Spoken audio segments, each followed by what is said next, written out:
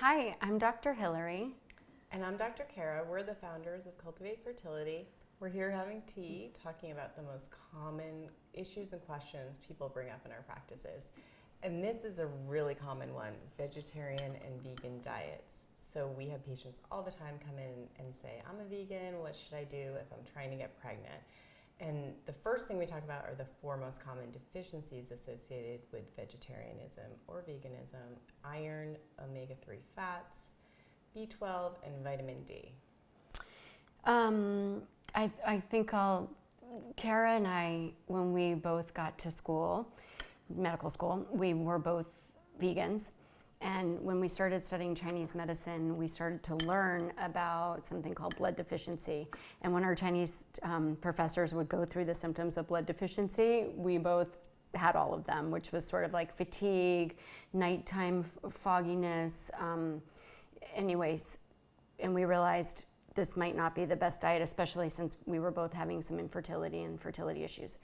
So it was the wake up for us at that point, and we're seeing it with some of our patients, especially the patients that are really struggling with infertility. And the Chinese doctors, when we worked with them in clinic, there was no room for anyone to be a vegetarian or vegan. They just didn't understand it. They would take people's pulses and say it's weak and slow. And the concept is when you're a woman and you're losing blood every month, that there needs to be a way that you're actually taking blood. So we obviously understand patients are vegan and vegetarian for a lot of different reasons. So we want to meet our patients where they are. We want to meet you where you're at and give you some supplementation.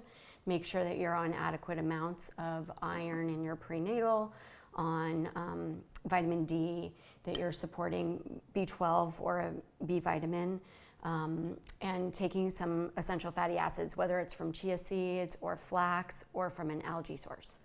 And usually we use the algae sources for the vegan and vegetarian patients, but fish oil is a much more powerful essential fatty acid, actually.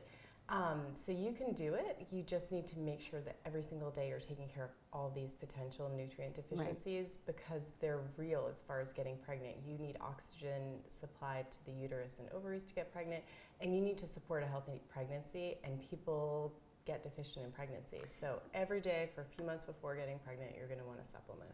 And one of the things that we talk about that we do actually get from meat, that we've learned from our Chinese medicine studies, is cholesterol is one of the things that we actually consume when you eat meat. And cholesterol is the building blocks for all of our sex hormones. So our estrogen, our progesterone, the things that we need to be very robust during our fertility and pregnancy, that comes from cholesterol. We synthesize some in our liver, but also cholesterol that we eat. So some patients are fine and they can sustain a healthy vegan pregnancy, but if you're struggling with infertility, it may be one of the changing factors for your process. Right, so if we had a chart of testosterone, estrogen, progesterone, the top of it is cholesterol, and that's what comes from animal sources of fat. We're animals, so we can make cholesterol, but you have to eat enough fats in your diet to get there. So that's any kind of fat. So we talk about fat in diet a lot with our vegan and vegetarian patients. And then you just want to make sure that you're really considering it and consciously eating.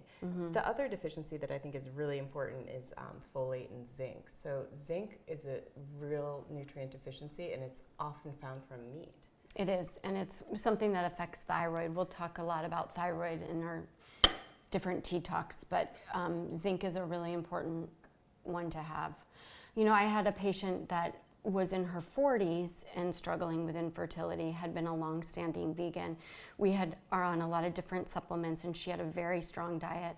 And we decided that we would try to add some eggs and some bone broths into her diet just to get some more minerals, the zinc, the B vitamins, the B12. And lo and behold, that she felt like that was the one factor that changed it when she got pregnant, that really helped to kind of push her over the edge. But that's really important to note that woman was over 40 on a vegan diet. So if you're younger, you probably can get away with a vegan diet if you supplement properly. So we just want to make sure you're aware of those issues. So at our website, we have more information.